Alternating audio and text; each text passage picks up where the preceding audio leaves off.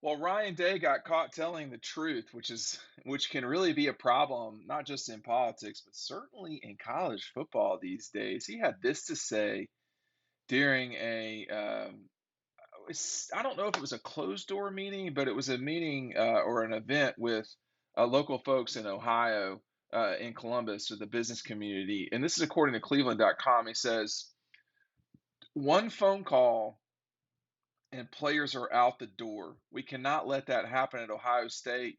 I'm not trying to sound the alarm. I'm just trying to be transparent with what we're dealing with. And the number that Gene Smith, who is the very powerful athletic director at Ohio State, said that that Ohio State would need about 13 million in NIL money to keep their roster intact. And this is according to more reporting. Day believes that would include money generated through collectives that have been created since NIL policies went into place. So it's looking at about $13 million to keep Ohio State's roster intact. You don't need the $13 million to get DAWGSTRUCTION. Ohio State is not in this book. They did not make the national championship. They did not go to the semifinals. Instead, Georgia kicked Michigan's teeth in this time on the way to win the national championship. It's an awesome book. You need it for your man cave. Make sure you're getting it before I run out of books. $13 million for essentially for you know the salary cap, or the salary, the payroll. That doesn't, just be straight. That doesn't seem like it's that much. I mean, a lot of businesses, your expenses for payroll is a significant chunk of your business, your profit and loss. That does not seem like that much for a place that has almost a $200 million athletic department budget. The coaching staff would be a significant amount of that too. So I mean, not an amount of that 13 million, but let's just say, and this is very ballpark. Let's just say the coaching staff is earning about 13 million themselves. That'd be 26 million. Ohio State's athletic department budget is is a monster, and I'm going to look it up here. Uh, it is not nothing. I'll tell you that. And we know that. Yeah, so $170 million.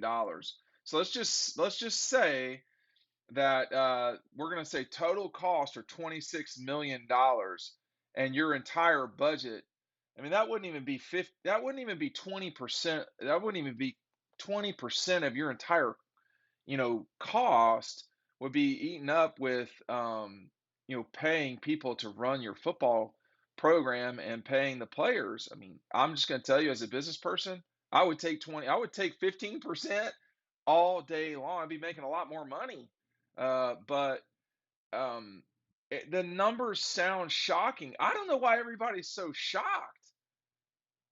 These schools are pulling in close to 60 to 70 million dollars a year in revenue, just straight cash, as Randy Moss would say. That's how much they're bringing in with their television rights, just for football, right?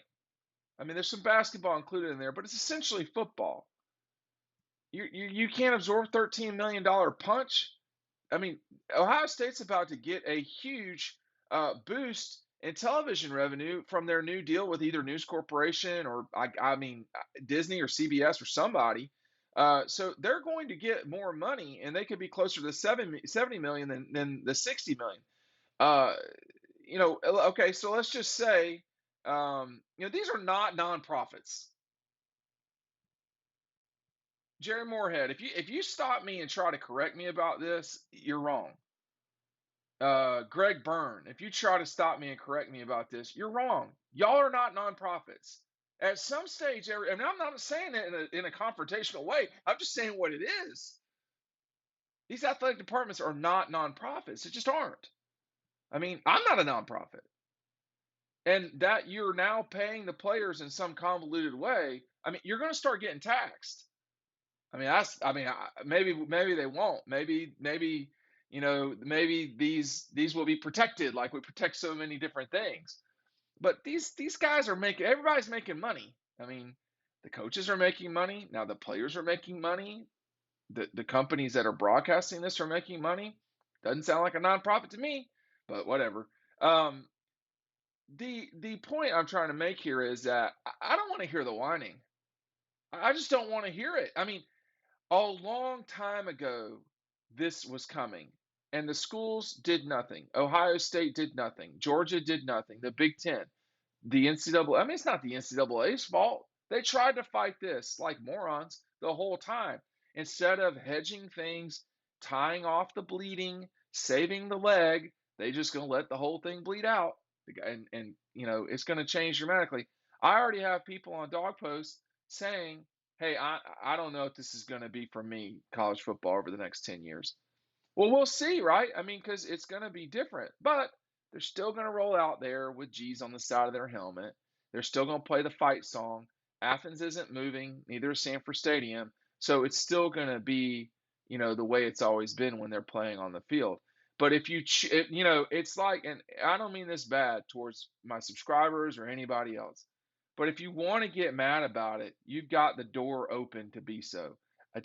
I just don't know why you'd be mad about this. I don't think there's anything to be mad about. I don't think there's anything to be shocked about. I mean, these schools have been making a killing off of television revenue for decades. Georgia was one of the ringleaders in getting us where we're at today with the 1984 lawsuit against the NCAA that went to the Supreme Court. Georgia, Penn State, Oklahoma. That's who it was. And now we have come to the natural end of where we're at. The guys are working. The gymnasts are working.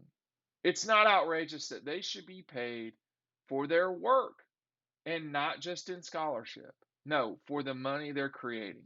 This is a business. This has been a business for a long time. I don't want to see the pearl clutching in Columbus, not that I feel like there really is any. I don't want to,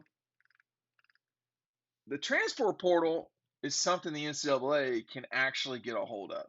But if you're Ohio State, you can't clutch pearls when you got Quinn Ewers to come from Texas and allegedly signed a $1.4 million NIL deal.